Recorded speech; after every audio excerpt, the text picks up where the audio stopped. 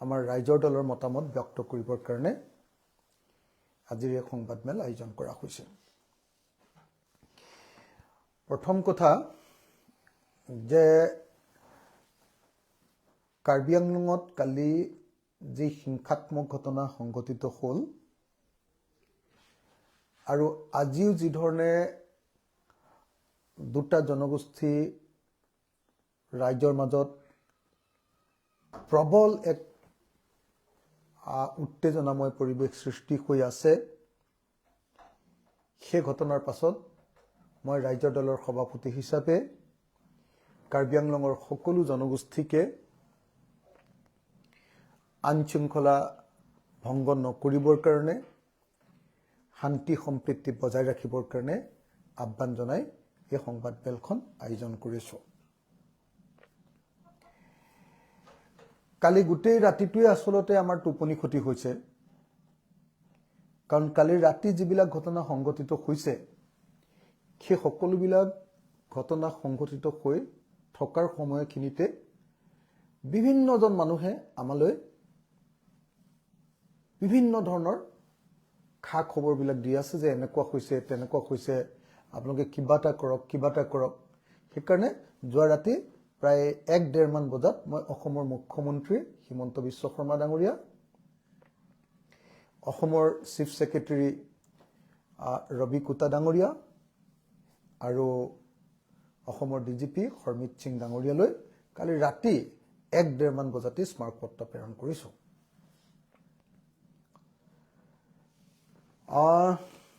আচলতে দীৰ্ঘদিন ধৰি অসমে এক শান্তিৰ পৰিৱেশৰ মাজত অসমীয়া মানুহে বসবাস কৰিবলৈ আৰম্ভ কৰিছিলে, কিন্তু শেহতীয়াকৈ কাৰ্বি আংলঙত কালি সংঘটিত হোৱা ঘটনাটোৰ জৰিয়তে দুৰ্ভাগ্যজনকভাৱে আকৌ অসমত গোষ্ঠী সংঘাতৰ দীঘলীয়া যি ইতিহাস, গোষ্ঠী সংঘাতৰ দীঘলীয়া যিটো অসমত পৰিৱেশ আছিলে সেই পৰিৱেশটো পুনৰ সোঁৱৰাই দিছে। কালি অসম পুলিচৰ যি দুৰ্বলতা আৰু সকলোবিলাক খা খবৰ থকাৰ পাছতো কালি যি ধৰণে গোটেই ঘটনাবিলাক সংঘটিত হ'বলৈ পালে, আচলতে এইটোৱে প্ৰমাণ কৰে যে অসমত পুলিচ বাহিনীৰ কোনো কাম নাই। অসমৰ গৃহ বিভাগ কালি সম্পূৰ্ণৰূপে ব্যৰ্থ হৈছে। আচলতে কালিৰ যিটো ঘটনা সংঘটিত হ'ল, এই ঘটনাটো হ'ল অসমত দীৰ্ঘদিনীয়া বিজেপি চৰকাৰৰ দিনত চলাই অহা যি স্বৈৰতান্ত্ৰিক আচৰণ, প্ৰশাসন, পুলিচ, গৃহ বিভাগৰ যি স্বৈৰতান্ত্ৰিক আচৰণ, সেই স্বৈৰতান্ত্ৰিক আচৰণৰ ফলতে কালি এই ঘটনাটো ঘটিবলৈ পালে। কাৰ্বি আংলঙত মাত্ৰ 11-12 জন ল'ৰাইহে পিজিআৰ আৰু ভিজিআৰ ভূমিৰ পৰা উচ্ছেদ কৰিবৰ কাৰণে দাবী উত্থাপন কৰি আছিলে। তেওঁলোকৰ প্ৰতি তাত বহুত বৃহৎ সংখ্যক মানুহেও নহয়, কিছু সংখ্যক মানুহেহে আমি সমৰ্থন কৰি তাত যোগদান কৰাটো দেখিবলৈ পাইছিলোঁ। এটা শান্তিপূৰ্ণ আৰু সম্পূৰ্ণ গণতান্ত্ৰিক আন্দোলন, সেই আন্দোলনটোক ৰাতি 3 বজাত অসম পুলিচে যি ধৰণে ভংগ কৰি দিলে, সেই ভংগ কৰাৰ ফলস্বৰূপে, অগণতান্ত্ৰিকভাৱে কৰা ভংগৰ ফলস্বৰূপে কাৰ্বি আংলঙত এই পৰিস্থিতিৰ উদ্ভৱ হ'ল। 11-12 জন ল'ৰাই, ডেকা ল'ৰাই সম্পূৰ্ণ গণতান্ত্ৰিক পদ্ধতিৰে আজি 11-12 দিন ধৰি তাত অনশন কৰি আছে। কিন্তু অসম পুলিচে গৈ, মোৰ ওচৰত থকা ভিডিঅ' অনুসৰি অসম পুলিচে গৈ সেই যুৱকসকলক ঠেলা হেঁচা, গতিয়া গতি, অসভ্য মাত মাতি তেওঁলোকক ৰাতিৰ ভিতৰত উঠাই লৈ আনিছে, যাৰ ফলস্বৰূপে মানুহ উত্তেজিত হৈছে আৰু যাৰ ফলস্বৰূপে পৰৱৰ্তী সময়ত সেই উত্তেজনাই এটা ভয়ংকৰ বিস্ফোৰিত ৰূপ লৈছে। অতি দুৰ্ভাগ্যজনক ঘটনা যে 12-13 দিন অনশনত বহি আছে, অথচ অনশন কৰা ঠাইৰ পৰা মাত্ৰ 12 কিলোমিটাৰ দূৰত কাৰ্বি আংলং স্বায়ত্তশাসিত পৰিষদৰ CEM জনে বহি লৈ তাত আপোনাৰ মন কি বাত অনুষ্ঠান আয়োজন কৰিছে, অথচ আন্দোলনকাৰী ৰাইজৰ মাজলৈ, আন্দোলনকাৰী যুৱকসকলৰ মাজলৈ এবাৰ যোৱা নাই। আৰু আন্দোলনকাৰী যুৱকসকলৰ মাজলৈ নগৈ প্ৰশাসনে কি কৰিছে, সেইদিনা ৰাতিয়ে 3 বজাত তেওঁলোকে সেই যুৱকসকলক আন্দোলনৰত শান্তিপূৰ্ণভাৱে আমৰণ অনশনত বহি থকা, হাংগাৰ ষ্ট্ৰাইকত বহি থকা যুৱকসকলক তেওঁলোকে ৰাতি 3 বজাত জোৰ জবৰদস্তি কৰি তাৰ পৰা উঠাই লৈ গৈছে। আমি দেখিছিলোঁ যে তাৰ পৰৱৰ্তী দিনা ৰাতিপুৱা 3টা বজাত যেতিয়া উঠাই লৈ গ'ল, কালি দিনৰ ভাগত তাৰ স্থানীয় ৰাইজে পথ অৱৰোধ কৰিছিলে, কাৰণ সেই পথেদিয়েই CM তুলিৰাম ৰংহাং ডাঙৰীয়া গুৱাহাটীলৈ যাব লাগিব বা ওলাই যাব লাগিব। কিন্তু ৰংহাং ডাঙৰীয়াই সেই পথেৰে আহি ৰাইজৰ মুখামুখি হোৱাৰ পৰিৱৰ্তে বেলেগ পথেৰে আঁতৰি যোৱাৰ কাৰণে মানুহবিলাক উত্তেজিত হৈ গ'ল বুলি কোৱা হৈছে। আৰু তাৰ পাছত তুলিৰাম ৰংহাং ডাঙৰীয়া ঘৰৰ পিনে চোচা লৈছে। আচৰিত কথা, মোক তাৰ স্থানীয় সাংবাদিক আৰু স্থানীয় ৰাইজে জনোৱা অনুসৰি যে যিসকল মানুহ তুলিৰাম ৰংহাং ডাঙৰীয়াৰ ঘৰলৈ গৈছো বুলি ছচিয়েল মিডিয়াত তেওঁলোকে ঘোষণা কৰি গৈছে, অথচ পুলিচে ৰাস্তাত তেওঁলোকক ৰখাই দিয়া নাই। ছচিয়েল মিডিয়াত ঘোষণা কৰি গৈছে যে আমি তুলিৰাম ৰংহাঙৰ ঘৰলৈ গৈ আছো, কিন্তু তাৰ পাছতো তুলিৰাম ৰংহাঙৰ ঘৰক প্ৰটেকশ্যন দিব পৰা নাই। এফালেদি শান্তিপূৰ্ণ গণতান্ত্ৰিক আন্দোলনকাৰীৰ ওপৰত পুলিচৰ বৰ্বৰ অত্যাচাৰ, আৰু আনফালেদি পুলিচে CEM জনৰ অৰ্থাৎ কাৰ্বি আংলং স্বায়ত্তশাসিত পৰিষদৰ মুখ্য মানুহজনৰ ঘৰটোকে তেওঁলোকে নিৰাপত্তা প্ৰদান কৰিব পৰা নাই। এফালেদি আন্দোলনকাৰী মানুহবিলাকৰ প্ৰতি অপব্যৱহাৰ, আৰু আনফালে নিজৰ চৰকাৰৰ মুৰব্বীজনক সুৰক্ষিত কৰিব নোৱাৰাৰ এই দুৰ্বলতাৰ কাৰণে আমি দেখিছোঁ যে এই ঘটনা সংঘটিত হ'ল। আমি যুগ যুগান্তৰ দেখি আহিছোঁ যে মানুহে যেতিয়া এনেকৈ আন্দোলন কৰে, তেতিয়া বিজেপি চৰকাৰখনে সদায় আন্দোলনকাৰীৰ লগত আলোচনা নকৰি এনেকৈ জোৰ জবৰদস্তি অনশনৰ পৰা মানুহ উঠাই লৈ গুচি যায়। কিন্তু যিহেতু কাৰ্বি আংলঙৰ সেইটো ট্ৰাইবেল ছ'চাইটি, আৰু তেওঁলোকৰ কিবা এটা ঘটনা ঘটিলে গোটেই মানুহখিনি একেলগতে ওলাই আহে, তাৰ ফলস্বৰূপে এই দুৰ্ঘটনা সংঘটিত হ'বলৈ পালে। কালি যিবিলাক দেখিলোঁ যে কালিতো মোটামুটি ধৰণে আমি দেখিবলৈ পালোঁ যে কালি খেৰণি বজাৰখন প্ৰায় বেছিভাগ অংশই কোনোবা দুষ্কৃতিকাৰীয়ে জ্বলাই দিছে। আৰু দুষ্কৃতিকাৰীয়ে খেৰণিৰ যেতিয়া বজাৰখন জ্বলাই দিছে, তেতিয়া কিন্তু পুলিচে সেই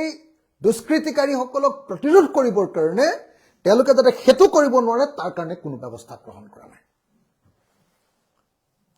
জুই জ্বলোৱাৰ পাছতে পুলিচে তাত টহল দিছে। মোৰ ওচৰত যিবিলাক ভিডিঅ' আছে তাত একদম পাব্লিকে, ৰাইজে অতি স্পষ্টভাৱে পুলিচক গালি দিছে, অতি স্পষ্টভাৱে তাত পুলিচক গালি দিছে যে তোমালোকে যেতিয়া ঘৰ জ্বলাবলৈ মানুহ আহিছিলে তেতিয়া তোমালোকে কিয় আমাক প্ৰটেকশ্যন নিদিলা। আৰু তাৰপিছত মই নিজে ভিজুৱেলটো দেখিছোঁ যে বহু সময়ৰ পাছত ঘৰবিলাক জ্বলি মোটামুটি কিছুমান ঘৰ শেষ হৈ গৈছে, দোকানবিলাক। বহু সময়ৰ পাছত ফায়াৰ ব্ৰিগেড আহিছে, কিন্তু ফায়াৰ ব্ৰিগেড আহি 5 মিনিটমান পানী মাৰোতে ফায়াৰ ব্ৰিগেডৰ পানী নাইকিয়া হৈ গৈছে।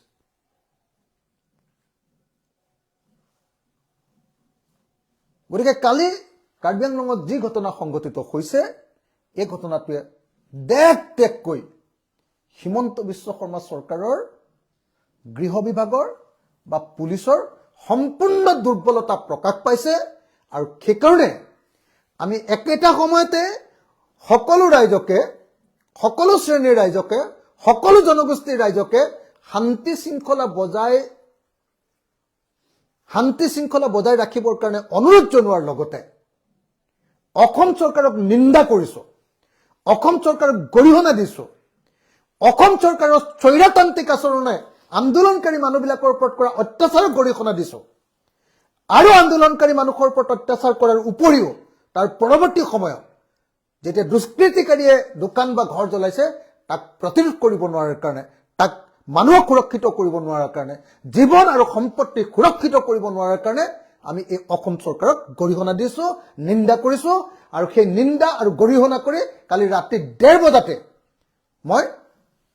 অসম চৰকাৰলৈ স্মাৰকপত্ৰ প্ৰদান কৰিছো ৰাজ্য দলৰ সভাপতি হিচাপে স্মাৰকপত্ৰত আমি স্পষ্টভাৱে কৈছো যে সাংঘাতিক ধৰণে উত্তেজনা চলি আছে আৰু সেই উত্তেজনা বিয়পি যোৱাৰ সম্ভাৱনা আছে গতিকে চৰকাৰে ৰেপিড ফোৰ্স দি তাৎক্ষণিকভাৱে মানুহৰ মাজত চলা এই সংঘাতক পৰা ঠাইখনক বচাব লাগে আৰু তাৎক্ষণিকভাৱে মানুহক সুৰক্ষিত কৰাৰ ব্যৱস্থা গ্ৰহণ কৰিব লাগে আনহাতে লগতে আমি এটোও কৈছো যে যি দাবীৰ ভিত্তিত সেই আন্দোলন হৈছিল সেই আন্দোলনকাৰীৰ লগত তৎকালীনভাৱে আলোচনা কৰিব লাগে যদি কাৰ্বি মানুহৰ লগত তেওঁলোকৰ নিজৰ ভূমি সুৰক্ষিত কৰিবলৈ কৰা এটা শান্তিপূৰ্ণ গণতান্ত্ৰিক আন্দোলনকাৰীৰ লগত আলোচনা কৰিবৰ কাৰণে তুলিৰাম ৰংহাং প্ৰস্তুত নহয় 14 দিন বহি থকাৰ পাছতো 13 দিন বহি থকাৰ পাছতো 13 ঘণ্টা 13 মিনিট বহাৰ পাছতে আচলতে আলোচনা হ'ব লাগে 13-14 দিন বহি থকাৰ পাছতো আলোচনা হ'ব নাই আৰু অসমৰ মুখ্যমন্ত্ৰীয়ে যি সময়ত সদায় খিলঞ্জীয়াৰ কথা কৈ থাকে সেই খিলঞ্জীয়া কাৰ্বি মানুহে ভূমিপুত্ৰ অসমৰ প্ৰথম আদিবাসী কাৰ্বি মানুহে যেতিয়া আন্দোলন কৰিছে সেই আন্দোলনকাৰীসকলক মাতি আনি তেওঁ আলোচনাত বহিবৰ কাৰণে কিয় সময় নাই মুখ্যমন্ত্ৰীৰ গতিকে অচিৰে সেই আন্দোলনকাৰীসকলৰ লগত আলোচনাত বহিবৰ কাৰণে মই দাবী উত্থাপন কৰিছো যিসকলৰ ঘৰ আৰু দোকান জ্বলাই দিয়া হৈছে যাৰ গাড়ী আৰু মটৰচাইকেল জ্বলাই দিয়া হৈছে তেওঁলোকক সম্পূৰ্ণৰূপে ক্ষতিপূৰণ দিবৰ কাৰণে মই অসম চৰকাৰৰ ওচৰত দাবী উত্থাপন কৰিছো আৰু ৰাইজক মই বিনম্ৰতাৰে হাতজোৰ কৰি অনুৰোধ কৰিছো যে শ্ৰদ্ধেয় ৰাইজ আপোনালোকে কোনেও উত্তেজিত নহব আমি জাতি আৰু জাতিৰ মাজত কাজিয়া লগাৰ জৰিয়তে সংঘাত লগাৰ জৰিয়তে কেতিয়াও কোনো সমস্যাৰ সমাধান নহয় আমাৰ যি আন্দোলন সেই আন্দোলন চৰকাৰৰ বিৰুদ্ধে হ'ব লাগে আৰু চৰকাৰক বাধ্য কৰি আমাৰ যি দাবী আছে সেই দাবী পূৰণ কৰিবৰ কাৰণে চেষ্টা কৰিব লাগে